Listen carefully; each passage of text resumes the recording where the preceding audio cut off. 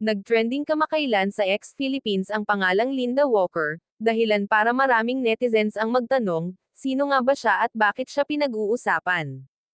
Si Linda Walker ay ang pangunahing karakter sa viral Chinese short drama na The Heiress Who Won with Brains, na mabilis na sumikat sa iba't ibang social media platform.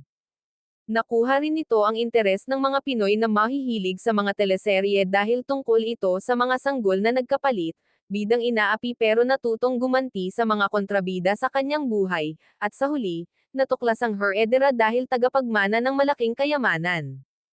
Mas lalo pang naging popular ang karakter ni Linda dahil sa kanyang pambihirang katalinuhan at napakataas na IQ. Sa isang mock exam, nakakuha si Linda Walker ng score na 719, kaya naman naging inspirasyon at paksa rin siya ng mga biro ng mga estudyanteng nangangarap makapasa sa kanilang mga pagsusulit. Ang karakter ni Linda Walker ay ginampanan ng Chinese actress na si Zhang Yingfei, 21 taong gulang na nagtapos sa Central Academy of Drama at nagsimula ng kanyang acting career noong 2024. Mas nakilala siya ng magbida sa dramang ito, na may original English title na The Real Heiress. She is a top student.